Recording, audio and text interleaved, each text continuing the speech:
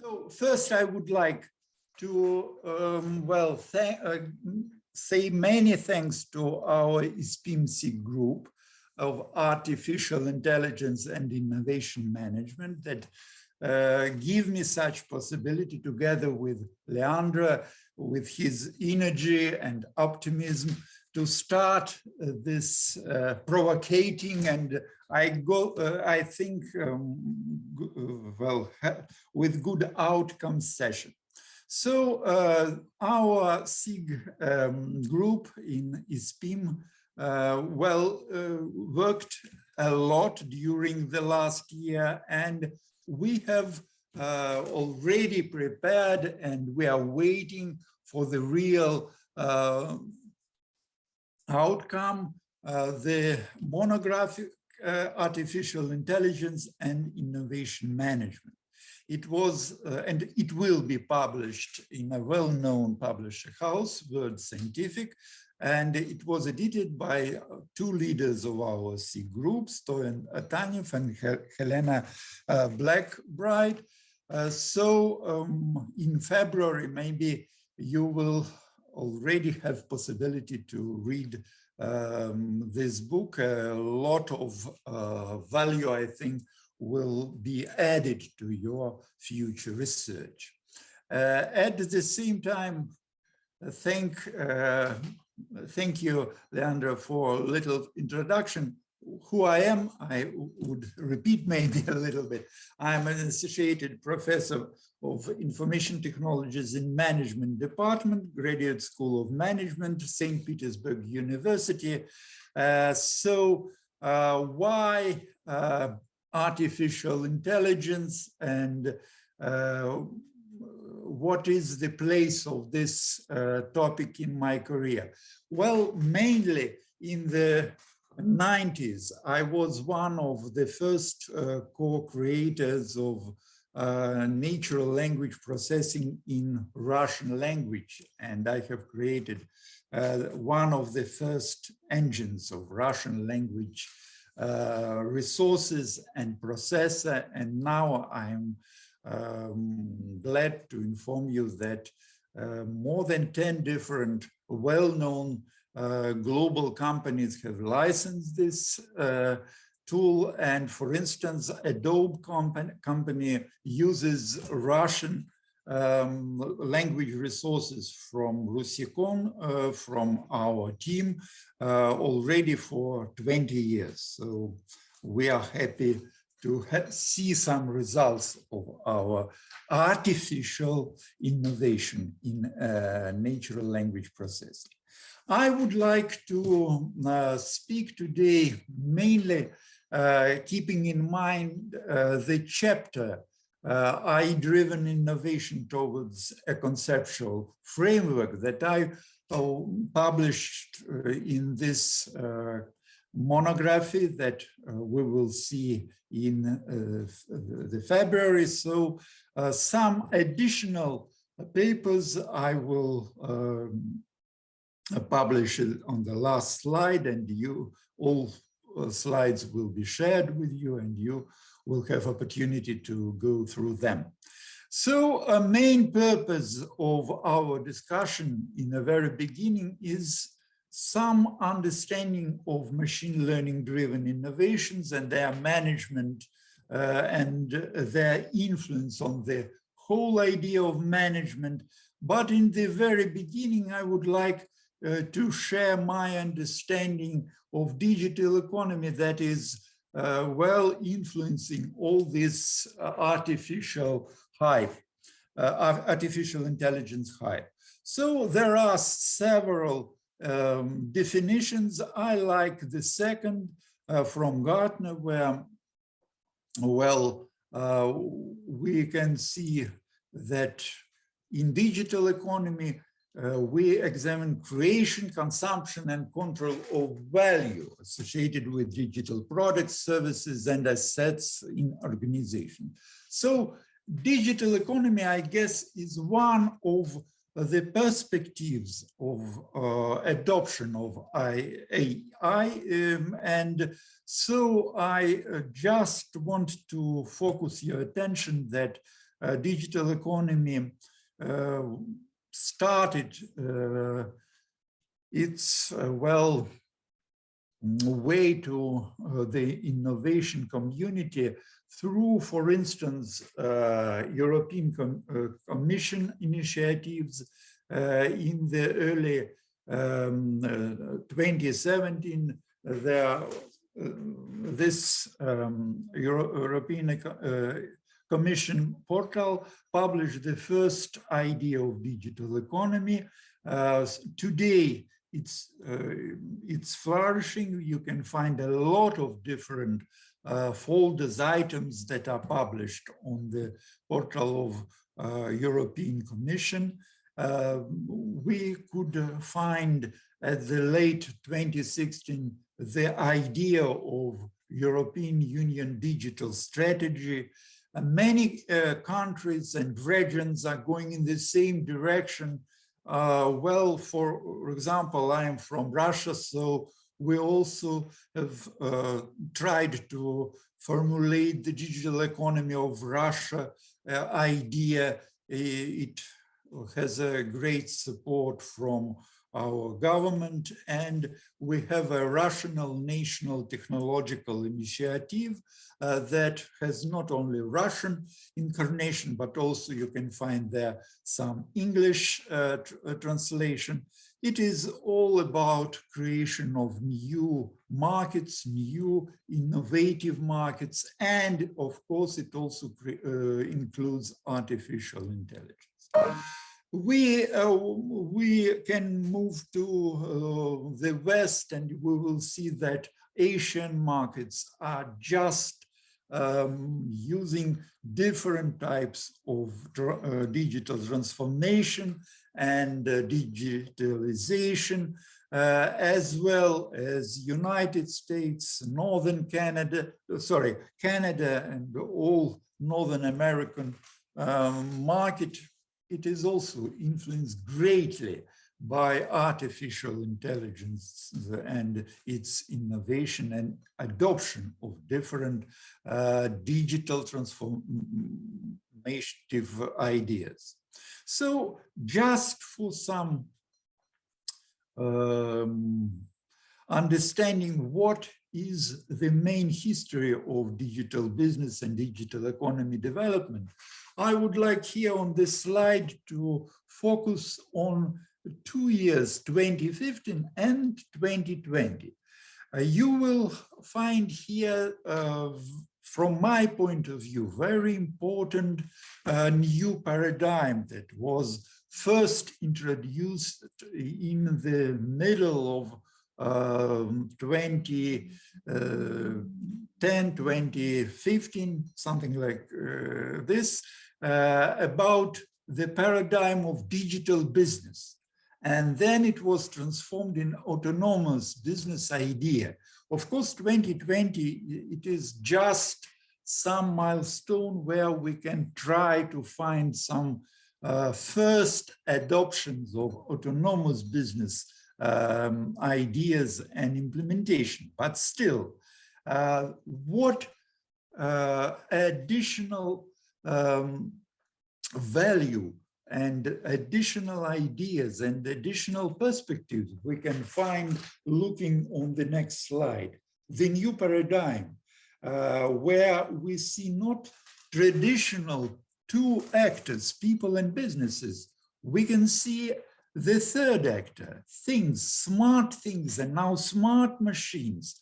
And what is the mission of smart things and smart machines together, of course, with people and businesses? Today, it is just connection of physical and digital worlds. So to say, offline and online businesses, economies, business models, and so on and so on. So today, we should think about blurring the digital and physical worlds. And here on this border, we can find maybe very interesting, very innovative ideas, business models, and new directions for our research. So some ideas from Gartner, new sources of revenue enabled by digital businesses and digital economy. So here you can find less transformative, more transformative ideas and innovations, but all of them are heavily related with the digital world, with possibility to, join some digital virtual space that we are now, using in many industries very effectively and with great value. So next, I would like shortly to focus your attention that today, if we are speaking about digital economy, digital business, we should keep in mind that the main business model that today is, globally successful is platform business model. And from the point of view of some systematization and conceptualization, I would like you to think about business platform paradigm as a very general, of course, very conceptual idea how to understand platform economy from the point of view of main 5 concepts of 5 different platforms that today, of course, are united by the central platform intelligence. And here we can find the hidden value of artificial intelligence, but at the same time, artificial intelligence is going to customer platforms, to ecosystems, to things, to IT systems. And by the way, we should not forget that all main platforms that are mentioned on this slide usually today are shared with customers, with ecosystem actors, and so on. So we are moving to some idea of sharing economy. At the same time, we should think how to protect maybe our enterprises from invasion of some negative hackers attacks and so on. Then we would like, I would like to focus on machine learning driven innovation. Why? Because it is just the most successful innovation, AI innovation, that is related and mainly based on data. It is a data-driven innovation. So if we are speaking generally about artificial intelligence, I think you will agree with me that artificial intelligence today is at the high because it is one of the possible tools, innovative tools, that might solve many problems of management, of global organizations especially, that are today arising because of big data that is coming, that is flourishing, is created every second in our digital economy all over the world, and we all should be prepared how to manage all this stuff. From one point of view, artificial intelligence, and I guess you will agree with me, has a long history of development, more than 50 years, but today when we have a great big data, resource, data-driven business models, we are turning to statistical machine learning, deep learning algorithms that in many cases can give us new understanding, new perspective, new business models, new organizational models as well in the nearest future. So I also would like you all not to forget that artificial intelligence is not just only machine learning or deep learning. It also includes symbolic advanced analytics, natural language processing, and decision optimization. That is very important, not to forget that in general, when we are speaking about innovation management based on AI-driven practices, we need to think about all counterparts of artificial intelligence innovation, because it might add value to our decisions and our research practices. So a lot of data, a billion of consumers and providers, connected providers and consumers. Where is data, there is a value. It is axiom, but it is not so simple today to get real, measurable value from data, because not all data could be easily measured or well processed. So don't forget about it as well. So in general, the aim of research investigations in this direction, I think, also is influenced by the very simple, slide content that I just wish you not to forget again, the system development process. What is innovatively new in machine learning system development processes? That they are very much cycled. They are spiral processes. All workflows are just going through training data, algorithms of tuning, feature selection, and so on. And here we can also speak about the place of management, how we should manage all these processes and what is specifics. How can we, what should we change in the general, maybe even well-known business processes of the enterprise.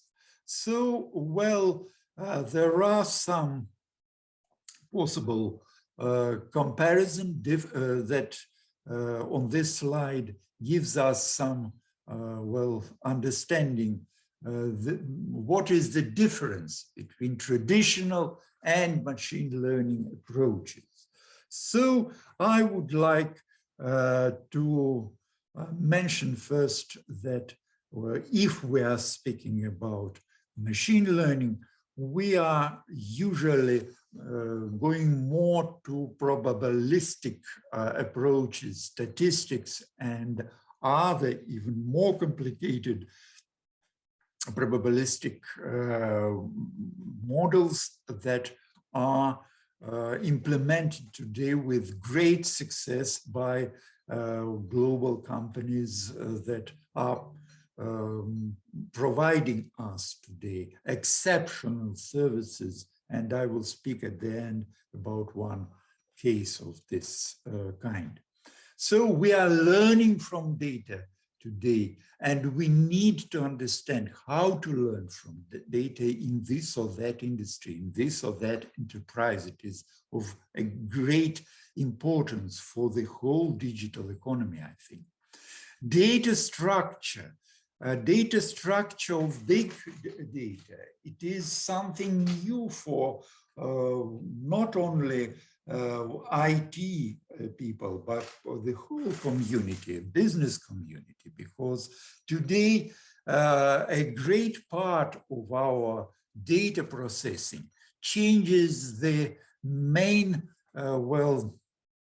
conceptual architecture.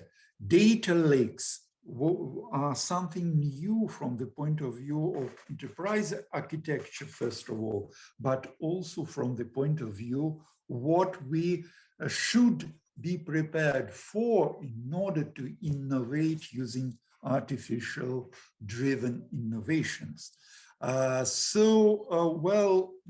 Data pipeline, we mentioned this specifics on the previous slide. New type of roles such as data managers, data annotators, data scientists, and so on. That is a great research interest to many directions of organizational research. New roles, new actors, new possibilities, new ideas how to manage our innovative enterprises, new features as well. So trust today is something that is very, very important in many industries. And again, trust is highly related with artificial intelligence and related innovations. And result is of great value, but sometimes we in enterprises, we as researchers are not prepared to understand all hidden potential of artificial that is hidden in some black box. The explainable artificial intelligence and algorithms are of great value and importance to be developed, because if we don't understand the concept and the main outcomes of this or that algorithm or this or that innovative decision, we sometimes may make some decisions that will be critical and risky for our organization, as well as we are thinking how to create high quality of data, because we are data-driven in artificial intelligence. But if data is dirty, is not of high quality, then artificial intelligence is nothing or even risky trend or innovative perspective. So a lot of new research agendas, advanced analytics. Again, if we are speaking about decision-making based on artificial intelligence, we have very special new possibilities how to use predictive analytics, augmented analytics in the real enterprises. And here on this slide, you can find some possible value chain that could be discussed more deeply in one of my papers. It is published online in the team review. So I'm bringing here the link to this research. The idea is that if we are prepared to understand how we are working with the data that is coming to our organization, and it can come from our enterprise systems, and today from our online platforms, from our online marketplace. And this data, big data, very, very important for our businesses, should be prepared in a special way, going through mentioned here main steps. Here you can find 5 main stages in this value chain that is finalized by AI decision making, when the big data is prepared, all data is also integrated and prepared, and on the final fifth stage, the enterprise can really have some value from artificial intelligence and data-driven innovations. And this is also very much influenced by the new different phases of, process relationships. Here you can find already not so new, 20 years already, but 20 years of hard work for adoption of new type of CRISP-DM spiral process diagrams in many data-driven enterprises, in management processes as well. So here on this slide, I invite you to think what is quite special for preparation of data today, big data, if we wish to be realistic and to have real outputs after finalization of our data processing through the value chain of data and artificial intelligence driven processes. So here again, we are speaking about machine learning driven value chain that in this case is highly related with this CRISP-based value chain, and we can speak about all these 5 mentioned above steps or milestones or stages of data preparation in the terms of CRISP-based value chain that includes the previously announced stages of data preparation. So next, some very general but main 2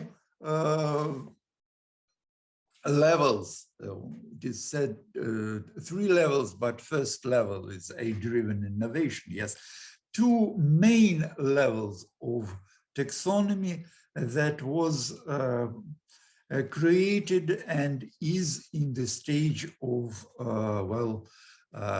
next level implementation and connection with real cases, real data and real types of new innovations. So what we can say in very general way about AI-driven innovation today. Well, here you can find 4 main types that we tried to distinguish in the great, wide and wild digital economy in some cases. So first, type of driven value chains. I have presented one possible value chain, but it could be modified in this or that industry. And here we can find, I think, very interesting research perspectives in the nearest future to go deeper, to look deeper in this or that industry and investigate what is the real AI-driven value chain by examination of some cases of successful companies, and maybe to make new generalizations of their experience. Next, very important first level concept, type of AI innovative organization. So how artificial innovations are influencing organization, infrastructure, management, and so on. First, on the third level of this taxonomy, we placed two main from our point of view, but of course it is not limited by only two main nodes of this taxonomy. First, AI-driven platform organization. And here we should think about all these 5 basic concept: platform driven organization understanding, but at the same time, here we are moving, and in some cases with very interesting outcomes and today results, toward decentralized organizations. And they are decentralized by the help of blockchain technologies. There are a lot of risky points here, but in general, if it might be implemented in a real good manner with understanding what are the limitations of blockchain trust and decentralized organization, we can find new, quite innovative business models, value chains again, and new types of organizational structures all over the world. Next, types of AI innovations. Well, keeping in mind well-known types of innovations, we tried to distinguish minimum 3 AI-driven types: AI-driven configuration, AI-driven offering, and AI-driven experience. So in every concept that is mentioned here, we can go further, deeper, and we will find there more than 10 different sub-levels that will give us more deep understanding, more maybe valuable cases and business models. So we will return to these 3 main types of innovation related to artificial intelligence. I will, on the next slide, show you several cases, successful cases. And Sergey, sorry, I should finish. Yes, no, there is a question by Stefano. I think it's relevant for this slide because he's asking what could be the difference between AI-driven platform organization and the AI-driven decentralized blockchain organizations. Okay, very good question. Thank you. So when we are speaking about platform organization, mainly we want speak about decentralized organization, because platform still has in the center of the organization platform, yes, as a combination of several layers starting at the top from business platform. Then we can speak about some other layers of business layers, so to say, of platform organization, and then technological platforms. And if we are speaking about decentralized blockchain, then we somehow is going to some ecosystem-like organization that has many horizontal nodes that are not so strictly, that have no strictly hierarchy pyramid concept, yes? So we are losing, this well-known pyramid. Well, if we are speaking about platform organization, at the top, is a platform, business platform with, well, I think, portfolio of platform business models, and artificial intelligence here drives us in making decision mostly. Yes, we have a great amount of big data, for instance, Amazon, well, Alibaba, and so on. Yeah, so sorry? Yeah, but also the platform organization are basically decentralized organization, more or less. So this is what I don't understand very well. So both. Okay, yeah,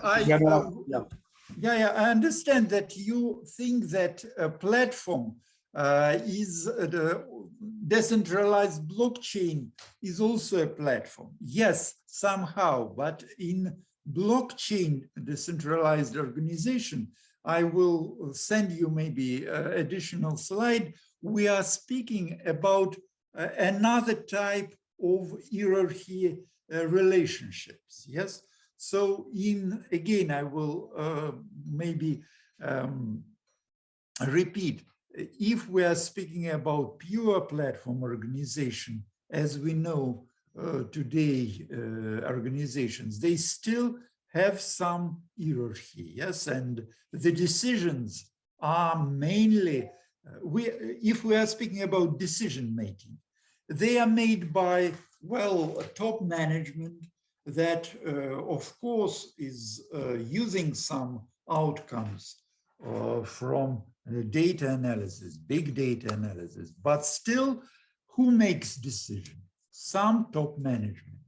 If we are moving to decentralization of organization, then the smart contracts relationship in some cases provides us a very interesting possibility to make some kind of decisions using smart contracts interface and business processes. So in this case, how we are making decision, blockchain-driven decision, is not priority of top management in many cases, yes? That was, from my point of view, the main distinguisher. In the organization where we still can find top management that is mainly making decisions, then of course we can say that in such platform organization, blockchain is used only for creation of trust. And it is also very important, and it creates trust, yes. But if we are speaking about some decentralized blockchain driven organization, then we should more think how the decision is supported by smart contracts, smart machine in some kind of conceptualization. We are not only humans that are providing decision. We are using some smart service that helps us, or in some cases, we even won't have main understanding how it was done. Yes, but we have some result. And not only in blockchain, of course, but in blockchain-driven decentralized organization, the percentage of such decision makings are much higher and are made by, so to say, artificial intelligence, if it is really AI-driven. So, well, we can go deeper in this discussion, and I always welcome it. And I can, for the next session, prepare some 3 or 4 slides with more descriptive information that maybe will give us possibility to go further, yes, in this direction. So if, well, if you have still some argumentation, you're welcome. Yeah, it's okay. Thank you. Thank you. Thank you for your question. It is a very good question. And I have no, well, exact only one answer on it. Yes, we maybe will discuss and maybe we will have more deep understanding how we are moving to this new type of organizational structure. Yeah, I have already heard something about from hybrid multi-sided platform to distributed platforms. More in the sense of, in general, how to create a platform. Absolutely. I think it's super challenging. Think about an organization where decision making is made by machine, basically. Yeah, absolutely. But it is risky. Yes. Yeah, in some way it's also scared. Yeah. So it's interesting. Innovative, yes, but we should be prepared how to allow the risks of sharing decision-making with artificial intelligence, with smart machines. Yes, it is a great research topic from my point of view.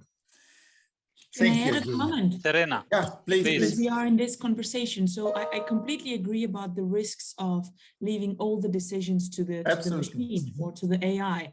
So in my PhD project, I'm trying to kind of what we call postpone the judgment on the ideas, and instead of proposing decisions that humans, managers, whoever is interacting with the machine, instead of proposing decisions, I would like to propose actions.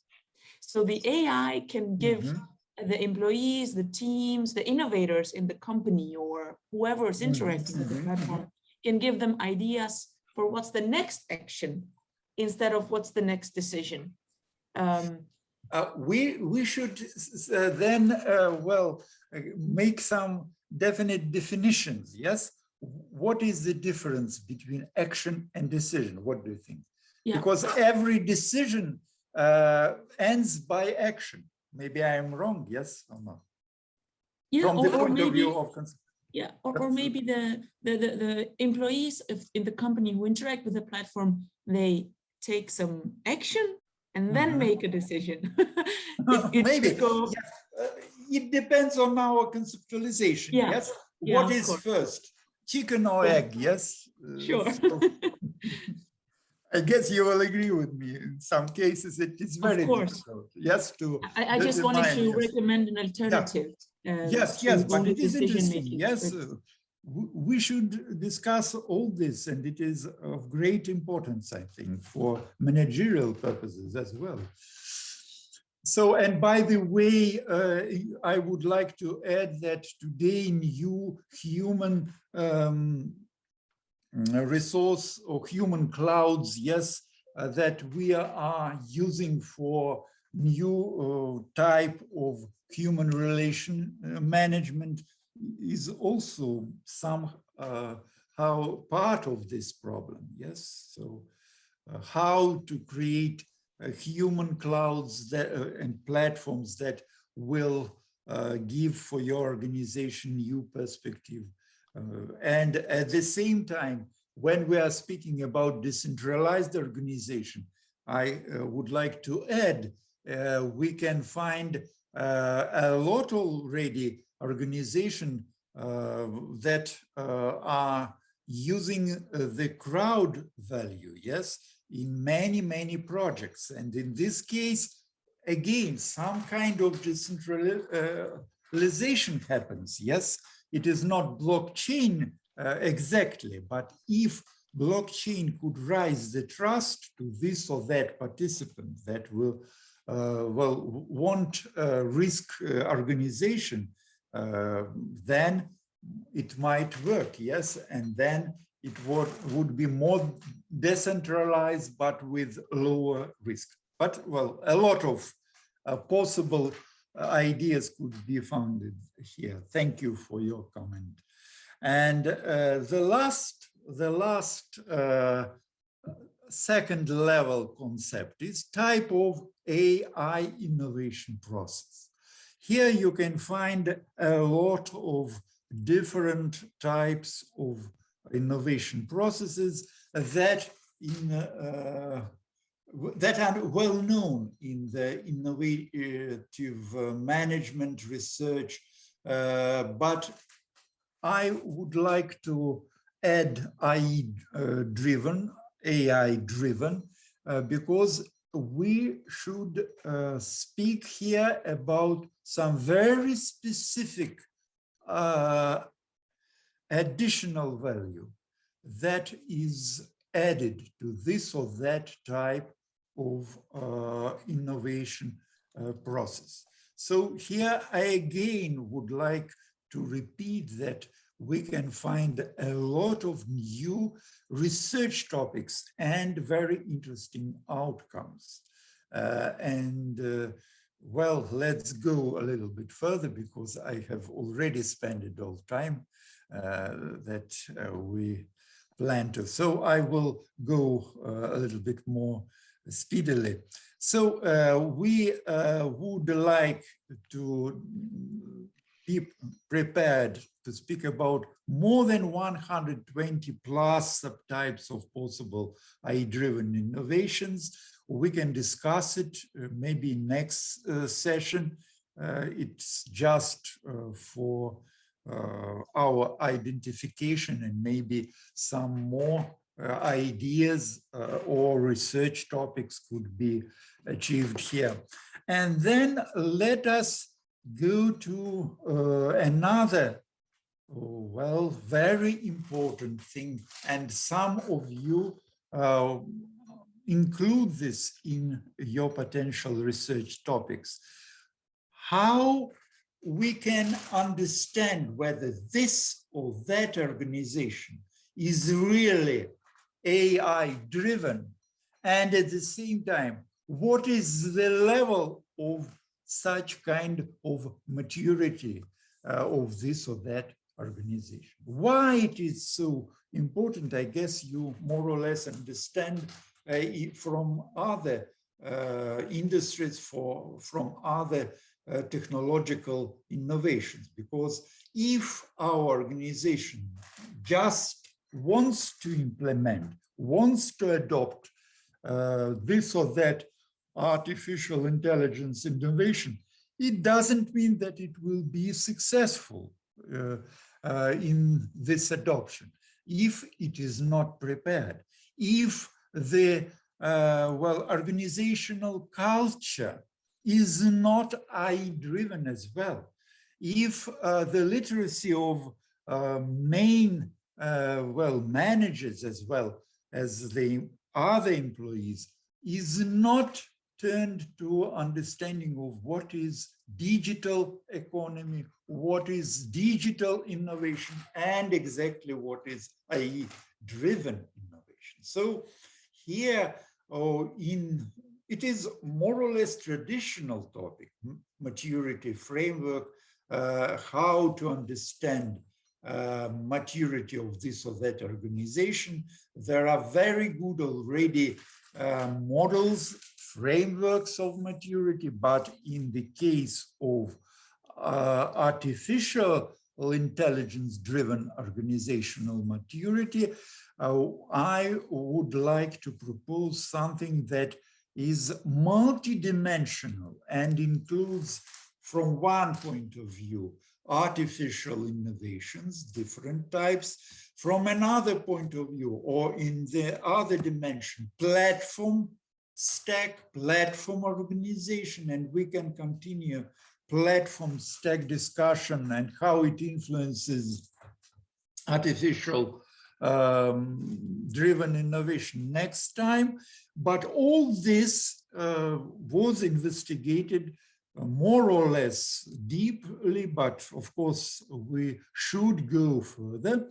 And there are two parts from all these organization maturity framework research. We first maybe should propose some framework for maturity.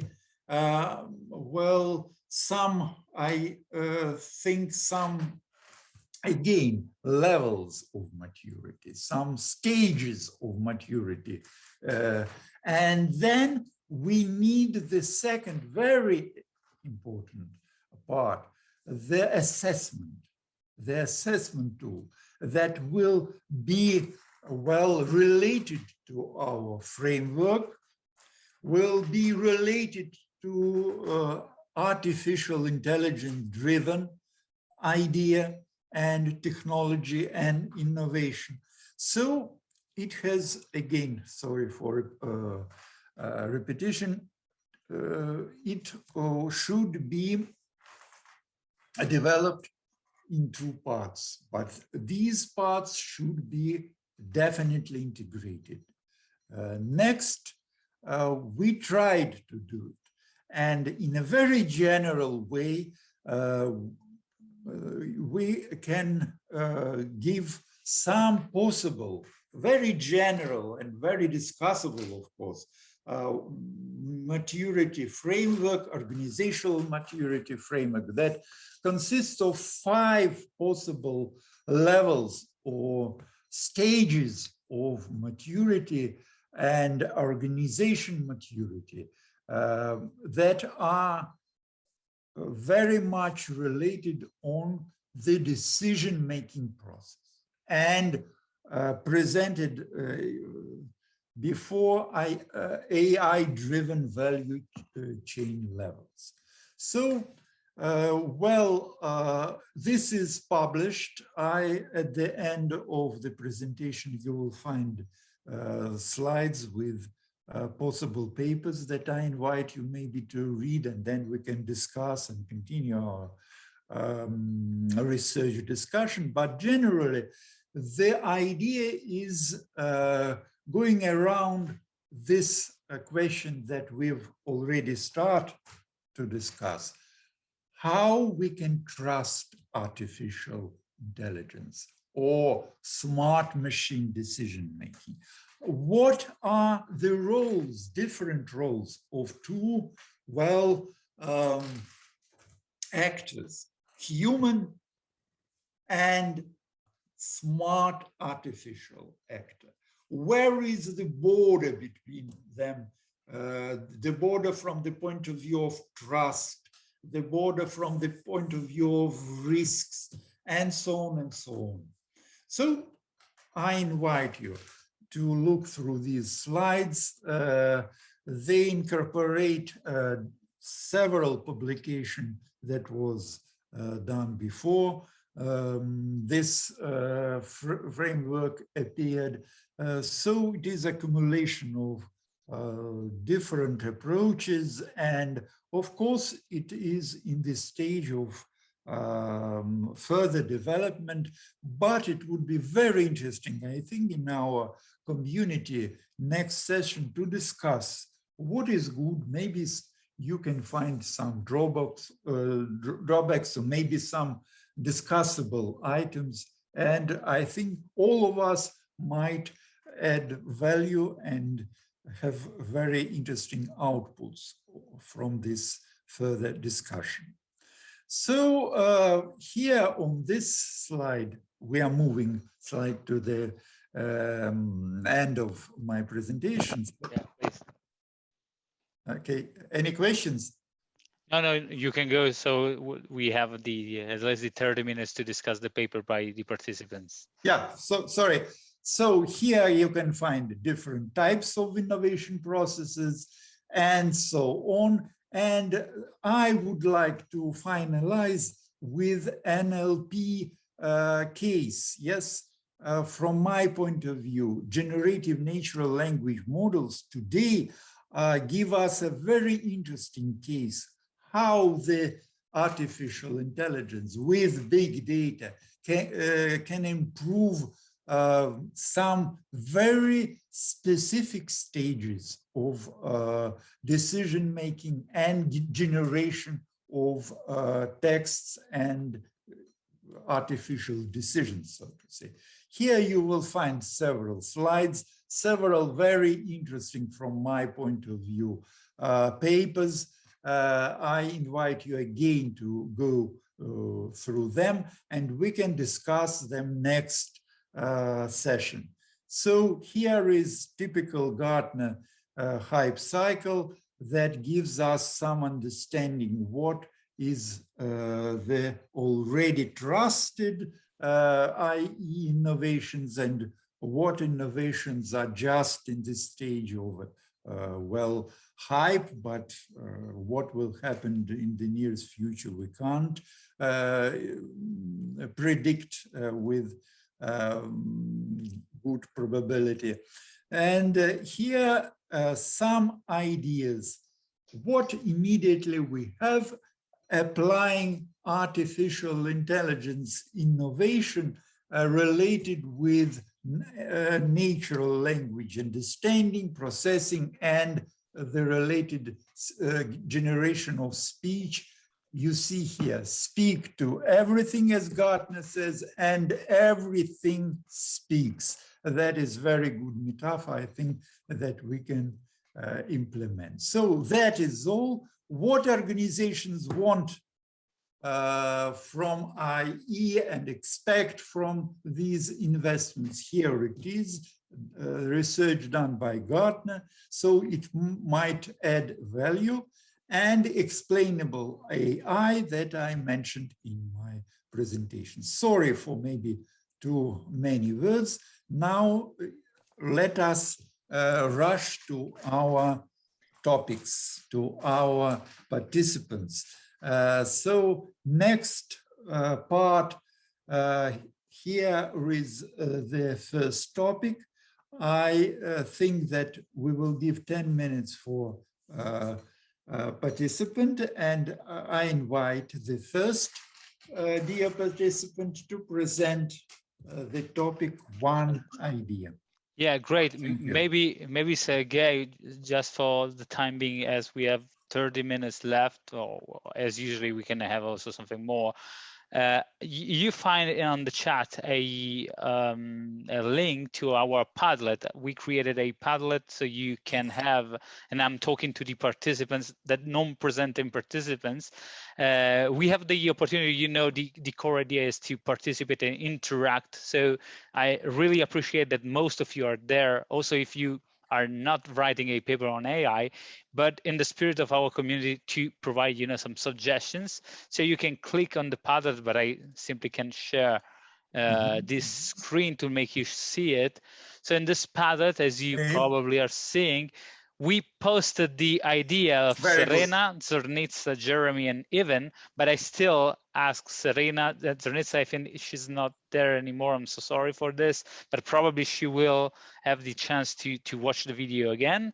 And then there is Jeremy and Ivan. If you have some, let's say, 5 minutes to reflect with the others, to present your idea, and then for saving some time, simply for the others, you just type on this plus there, and you can write any suggestion for the participant. In that case, we have a trace of what is going on, so you may be able to suggest to other people what you're doing. So I will go with Serena. Thank you very much for kick-offing this very difficult challenging situations, and please, you're more than welcome to share your reasoning about your future paper with all the participants.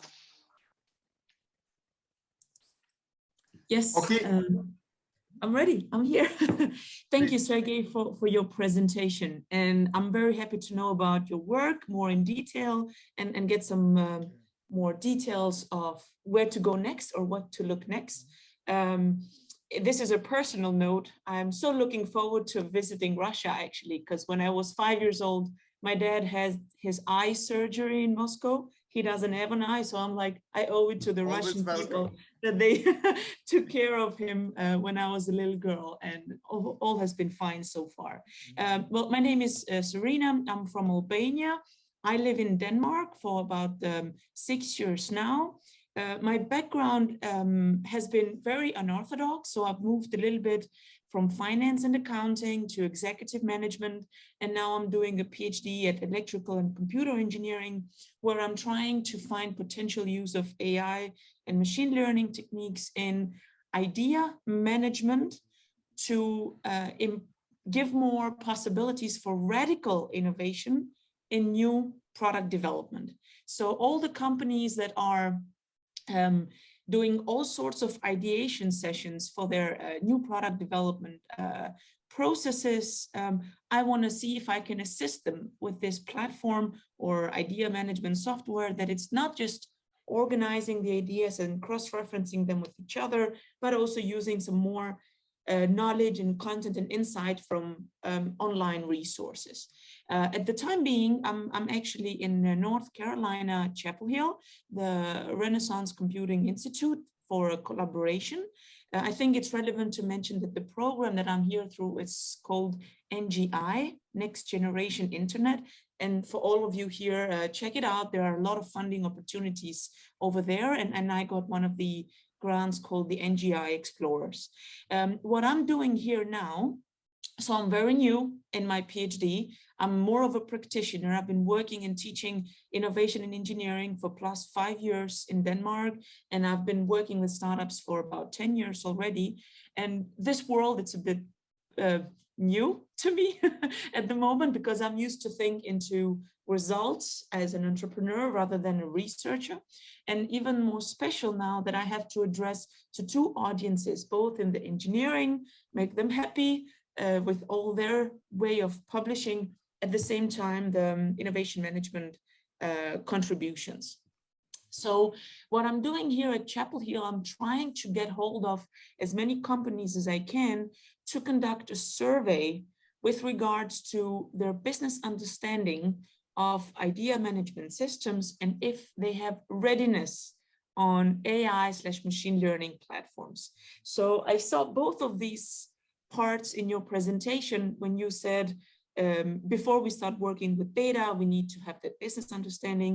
And then you had a slide about AI in organizations for awareness, applications, and then advanced usage of it. So I'm already preparing a survey, which I hope to get out this week. And maybe I can share with you guys how that survey looks and I can get some feedback.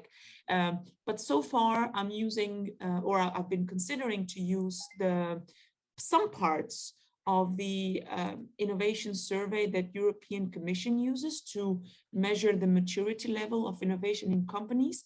And then I want to add here a few questions to see how companies conduct idea management internally, if they have certain platforms that they use, if they have any platforms internally that leverage AI or machine learning, and then see if they would be open for such a system in the company. So I can go on, but maybe we can take some questions now, or if there are some comments. Good idea. Let us try to first hear the community. What, please? Yeah, I already see a comment. Maybe I can facilitate this from an anonymous. I don't know who it is. Please. Yeah, Radical innovation by nature works on large unknowns, whereas AI works on data. Hence, I think you should consider incremental and adjacent, incremental and adjacent innovation. What do you think? And then there is also Melissa already. Yes, that's a very good question. So I've been conducting the literature review in the area, in the interplay of idea management, radical innovation, and artificial intelligence. And I've noticed that in most of these idea management systems, radical or possibilities for radical ideas are actually parked. They are left aside. And most of the idea management systems nowadays, they do not assist those kind of ideas. They do not focus on them. They mostly cover the incremental ones already. So to complement my previous comment with regards to not proposing decisions from the system, but proposing actions, the AI for me would help the ideator in the company navigate the uncertainty. So once they have put an idea in the system, they don't have to wait for many weeks and months for their manager or everybody else in the system to give them feedback, which we know actually most probably it's a yes or no. I mean, I've seen that in quite a few companies. You would get very little to no feedback, especially if the company in a particular challenge came up with 800 to 2,000 ideas. So what would happen with this alternative is that the ideator, the employee, the customer, whoever gave the idea in the system, they would already get some bounce back, some counter reaction from the system. Let's say, oh, I put this idea and the system tells me, go look at this patent, or go look at this company that already has similar products, or go look at this market review about this product or this service. Maybe look at this trend, leveraging strategic foresight or forecasting. Look at this trend, and maybe that will help you work, with your idea. So in my mind, AI, it's going to scale up the interaction of the ideators with their ideas in the system until they wait for some feedback from their managers or the community. So they have the possibility to be empowered for the decision making rather than waiting for some feedback a couple of weeks later. So yes, it's a very good question, radical versus incremental. From research, apparently it's something not explored that well or that much in the radical innovation side. Yes, Melissa. I think it's exciting. I have just finished working on a dissertation on digital transformation, and I was originally interested in AI, and there wasn't enough empirical data that I could collect 4 years ago, really, and I'm here in Denmark myself. But one of the things that always fascinated me was this idea that an algorithm is basically a set of parameters. So you're boxing yourself in a sense, and I've been very curious about whether if you are expanding from a box, are you limiting innovation versus opening and thinking outside of the box? And in a sense, you're going to get perhaps close to that. But what I think you have to maybe consider is that you're talking about, it sounds like you're talking about speeding up the screening process versus amplifying the ideation process. And I think you have to be very clear on what you're looking for there, because the tools as they stand, especially from this perspective of are we boxing ourselves in, have a lot to do with how the algorithms are trained and who's making them. Are they innovators making them and making the training? Not usually. It's usually the engineers. And so then we have the question, how are we limiting ourselves to incremental innovation if we use an algorithm in that way? Or is there a possibility to get to radical? And that's, I think, a really important question. So it's exciting. I'll be looking forward to following what you do. Melissa, you mentioned that you're in Denmark last time. Can you remind me of the university you're at? I'm at the University of Southern Denmark. Oh, SDU. Okay. You must have Stefan, the head of entrepreneurship unit there. He came from Aarhus University. He was my professor, actually. I do know him, yeah, but I'm in the group with Mette Knudsen, and actually Tina, who's on here as well, is a colleague. Well, thank you for your comment. I noted it down. Definitely, I have to be aware of that decision, amplifying the screening process versus encouraging the ideation for more variety of ideas. Great. In sake of our time, Sergey, if you accept it, I just want to say that the Padlet is always open. So I encourage people to write it on during the next weeks and connect with us again, and given that we have just 15 plus the supplementary time that we can allow, I would move to Jeremy and then and also to highlight at the very end also the idea from Zornitsa in case you may provide some questions and feedbacks also for her. So Jeremy, so thank you very much, Serena. I find it super interesting and I really would like to know something more about this. And I will write feedback, and there are several questions. Yes, we will discuss maybe in technical form. Yes. Thank you, Sergey. Okay. Go ahead, then. sir. Hello. So my name is Jeremy Pesner. I'm from Carnegie Mellon University in the U.S. So Serena, since you're not far, let me know if you end up in New York or DC sometime soon. So my paper, I am writing a paper specifically, well, it's an idea I had before, but there's this journal coming up, this special issue in Technovation called Beyond the Data Fads, Consequences of Big Data to Contemporary Innovation and Technology Management. I learned about it from another ISPIMer, so it's very good. And I was thinking about this topic already, so this has provided a good sort of focal point for me to prepare for. The essential idea here is that we all know that data is used in these systems and is valuable, but techniques to actually understand and value data and really say how much is this data worth, they're very broad, they're very vague. Most people that are discussing data policy are bureaucrats that have probably never touched data in their life. And they're just very broad estimation methods. We could say, oh, we can anticipate that the business value of the data is such and such based on this. I want to do something a lot more specific. Namely, I want to consider the context in which the data is actually being analyzed and the decision it is actually being used to make. So the idea is that if we understand that if we run a regression, for example, and we find a relationship with a p-value of such and such, how confident can we be in that relationship? And then if we use that relationship, how do we actually use that relationship to make a decision? And if we make that decision, how much value do we stand to gain from that decision? So it's a way of actually tying the value of data to the analysis that is being used.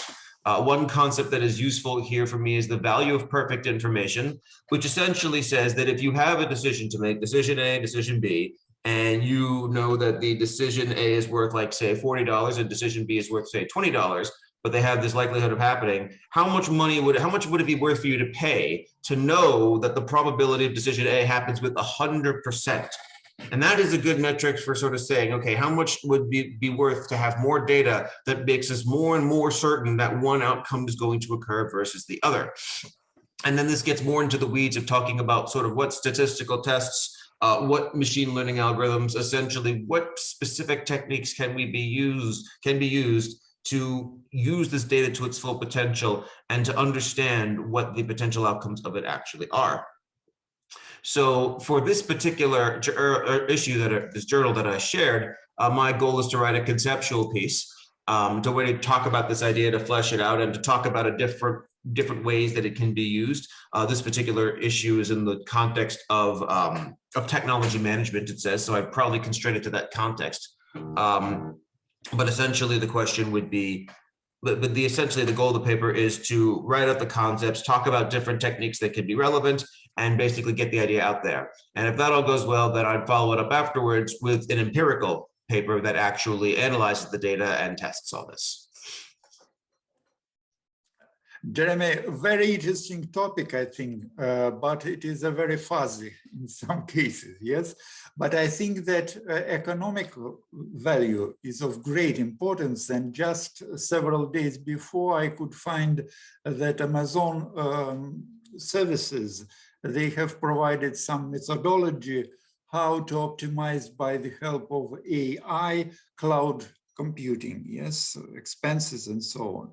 Maybe it might be also important to use such kind of, it is real data, yes, because they have AWS platform that integrates a lot of businesses, yes. So, but you put in data policy. Policy, you mean only what you explained, or you try to understand the policy of government, of, well, regional policy? What is it? The goal is to inform government so that they can make better policy. So to make some feedback, yes, between innovative managers, yes, and the government, as I understand. Yeah. Yeah. And what tools you plan to use in your practice? Well, So for this first paper, the one that for this issue and getting the ideas out there, I think it's mostly going to be conceptual. It's going to be exploratory and saying, okay, these are the different ways it could go. These are the tests that are most relevant. These are the things to consider. These are the literature, basically a whole, sort of theoretical historical value for the actual applied empirical test that would come afterwards. I'd be using R.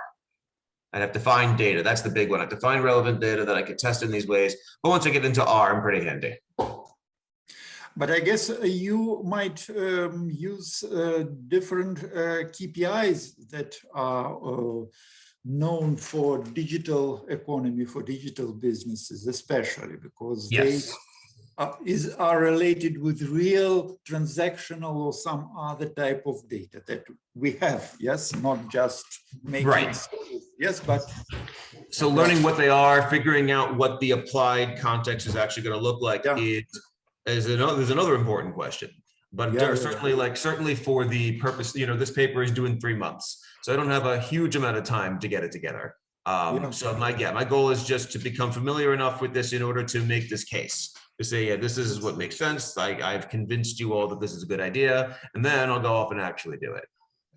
Yeah, and some definite patterns, yes, how to apply in this or that situation. It is of great value, yes, but you are really have risks to get not valuable data or some not well quality. So only that's where communities like ISPIM come in. Point me towards good data and I'll work with it. Yeah, it is always, yes, give me a good data set and everything will be solved, but where to find it and how to create it, yes, that is also.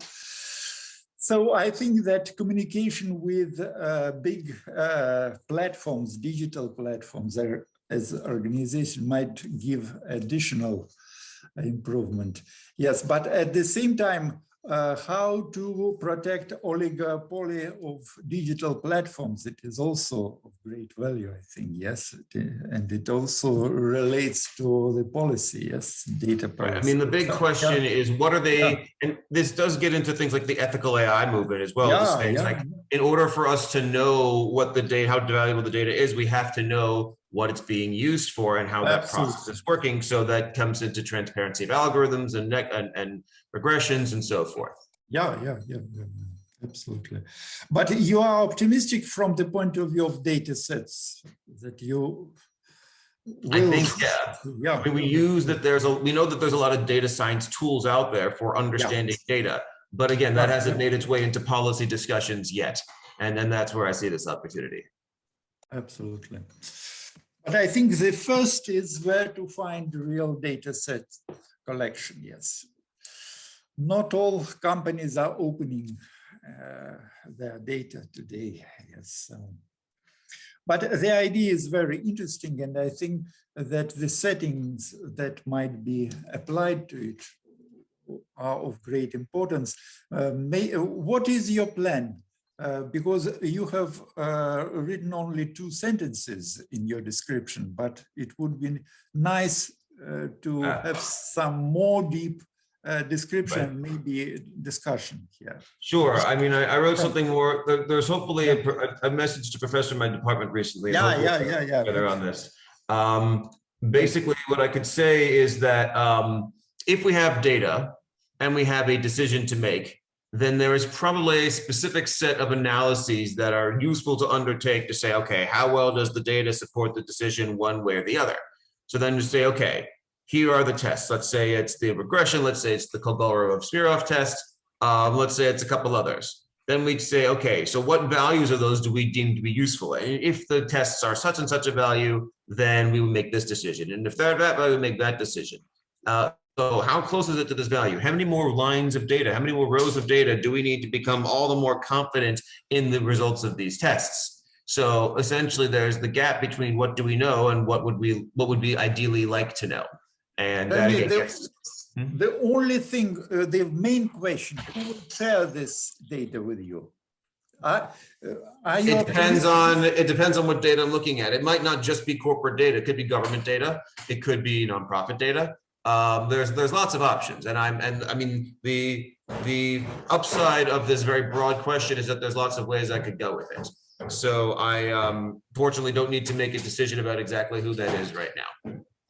Yeah, it is difficult, not so easy. Yes. Okay, so maybe you will prepare a little bit more deep textual description, yes, and we can go further.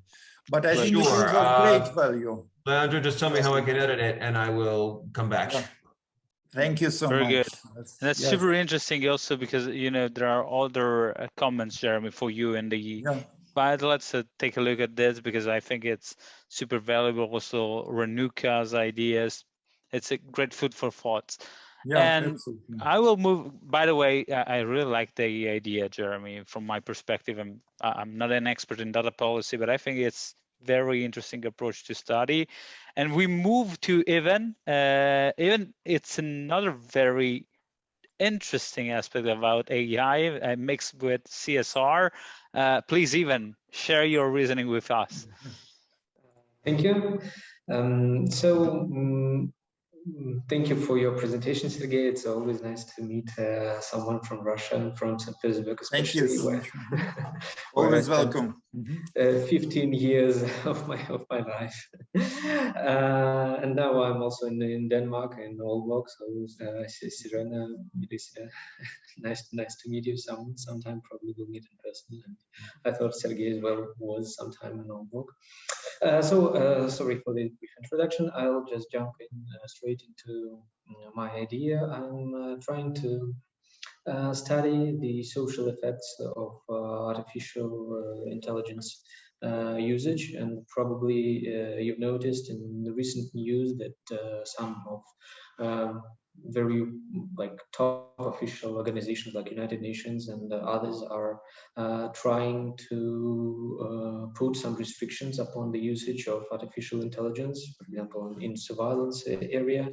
This means that this usage has some certain uncertain effects upon society that are sometimes very unpredictable, and those we need to kind of tackle, to understand and to grasp those. And that's kind of my general take upon that.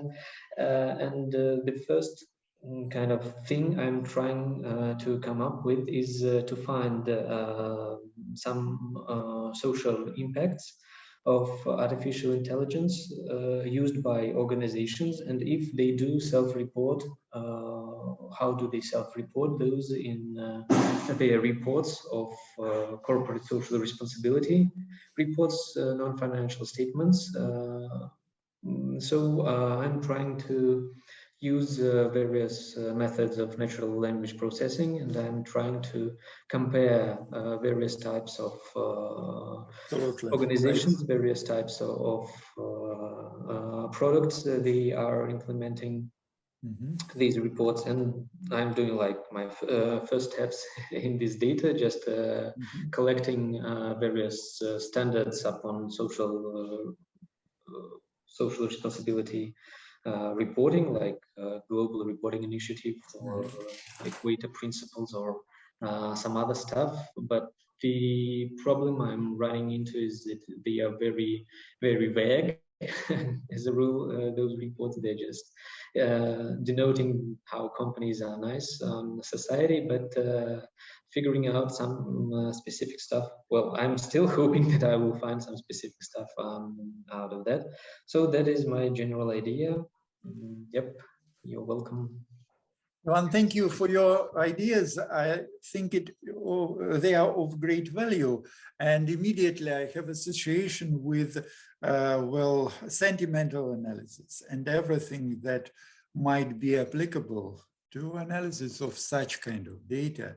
And I think that the problem is how to connect to the ecosystem of actors related with this or that organization in social networks, yes, because you will see there some more free feedbacks, yes, than inside of organization. And another theme is how to extract, you are absolutely right, information from textual documents, yes, compare maybe and have some possibility to compare different organizations with different documents, but it is not very simple task. You need some model, natural language model, yes, what you are trying to extract, what will be the main framework that will you will use in this analysis. You have some ideas what to use. Well, the first idea I tried to tackle it with was like named entity recognition. I was trying to find out the kind of the impacts in general of organizations they are producing. But at this current moment of time, it's kind of failing because the named entity recognition is trained on persons, companies, and it doesn't grasp the thing I wanted to grasp. Absolutely. I'm just trying to find maybe some sense units of in text, just comparing sentences to each other, maybe some like keyword matrices or based on the certain parts of reports I'm interested in. So not the whole text of the report, but just some parts. And well, even I need to like make paragraphs. I wanted to make paragraphs out of text, but that's also not a trivial task. And the best might come is just to take out the sentences. But I would like just to make some more broader picture with paragraphs. Well, that's kind of technical, very technical task. Ivan, I think the first problem is where to find and adopt for yourself the tool, a natural language processing tool, yes? I will send you some recommendations maybe, yes?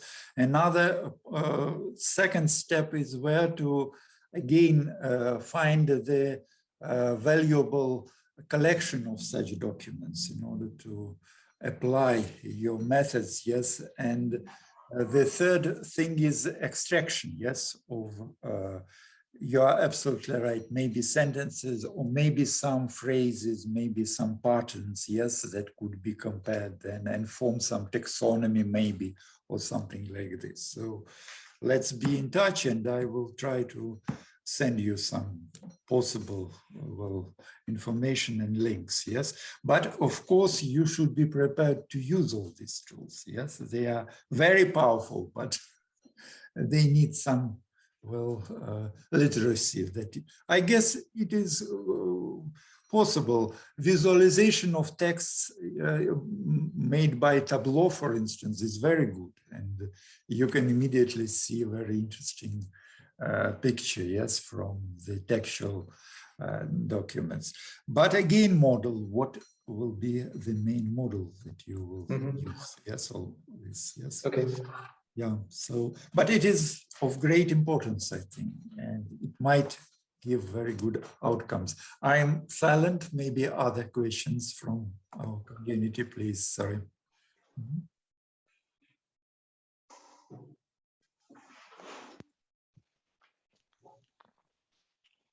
Robin, I think you can go just ahead. Yeah, thanks.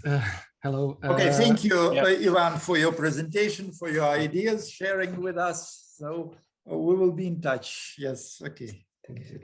Robin. Yeah, I have maybe some questions and maybe something that can help everyone, because my topic is not AI, so please forgive me if I say some nonsense. But looks like that the data is very important. But I kind of imagine that most of the data that exists in the world have some kind of bias because it's generated by us, by humans, right? So when we try to pick up all this data and understand it, the bias will come with the data. And sometimes we don't perceive this. I don't know, maybe I can give some example. The global north have more data than the global south, so they have more importance when we generate our results. And so some work with justice and fairness, I would like to know, maybe Sergey, I know that there's no easy answer for this question, but how do you see the research on AI developing in these questions of fairness and justice, and maybe this kind of streams of research? How do you see this topic evolving? Well, my personal vision is that it is one of the topics of great importance is artificial intelligence in the law processing, in the law creation, in the document management. Yes, because well, it is a hard topic. Yes, it is not so simple, but the first problem that many governments have, that the set of laws that are created very easily by the government or the other representatives in politics and so on, they are somehow not always integrated, not always related to the previous laws and so on. The same we can find in many big enterprises, yes, where the inside information is created, sometimes not integrated, one department or a global company with a lot of stuff. They are producing some, enterprise regulations and so on, but who can catch them in some maybe contradictions, maybe something is created that will press the entrepreneurship or some other things, yes? So I think it is of great value. And again, it is related with natural language processing tools, yes? And how we can understand the value of laws, restrictions, some other regulations, yes, documents that regulate something in different areas. For instance, Ivan had a very good idea how to try to apply artificial intelligence for such tasks of social responsibility and so on, maybe, or something like this. But again, we need to understand documents and again documents, yes?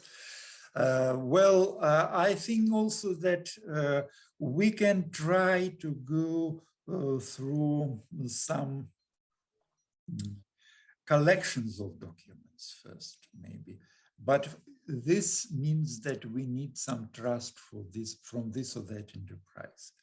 I don't know what about other countries, but in Russia, and we have some exchange students, they always have difficulties how to get access to the real valuable set of documentation or something like this, yes, reports and so on, that circulate inside of this or that organization. So the idea is very good.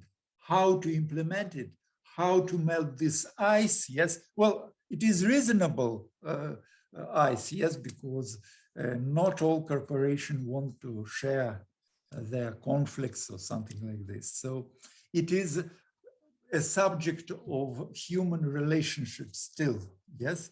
And I think if the organization has a very or medium level of maturity in digital document processing, then we can find here some possibility to implement what Ivan is speaking, and maybe Jeremy as well, yes? So we need to find some, high maturity organizations that are data-driven, yes? As soon as we feel that they are using digital processing, yes, of documents, we should try to communicate. Without it, it is a rather, well, idealistic setting, yes? Let us investigate, but if company doesn't have collection of digital documents and is not powerful in processing, well, what we will research through, yes? So, thank you for your comment. It is very important, I think. Thanks. Mm-hmm. Any other feedbacks?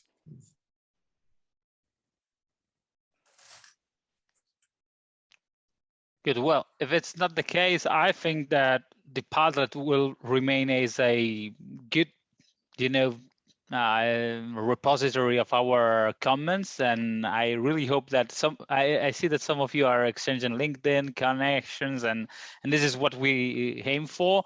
So please, if you have time in the following days or weeks, type some questions for suggestion to improvement to your colleagues. We will share, Sergey, if it's okay for you, also the slides you presented, so you can have it again. Yeah, of course, of course. Leandro, sorry, I interrupt you. Yeah. Will it be possible to connect to our participants and for me to this very good stuff, yes, that you have shown us? Padlet will work after our session, yes? Yeah. It will be open to our community, yes? Yeah, that's very good because it will create value. Very good. So if you agree, very good. If you agree, Sergey, I can ask you to type some comments to our... Yes, I will do it. Maybe not just now. Yeah, not in the following. That will be very much appreciated. Thank you very much. And well, we kicked off this very first session. We tried to do it in a very entrepreneurial way, so we didn't know what to expect. But I think that you are, as always, you are doing the most of the job. So I'm doing nothing actually. So thank you very much for being there. Thank you again, Sergey. Very valuable session and about mapping what is going on with the AI.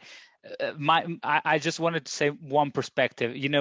We are listening to a lot about AI, machine learning, innovation management, but I think there are a lot of misconceptions, and I think that your stream of research are doing a great job to clarify and to help researchers to frame better this field, which is, I think, one of the hottest topic in innovation management, as you very good briefly pointed out.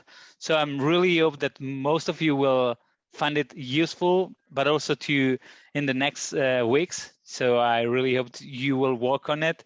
And so the next rendezvous, Sergey, is in 4 months. So we have to challenge a little bit Serena, also Ivan, and in order to see if they are improving or not. We are expecting a great paper in 4 months, guys.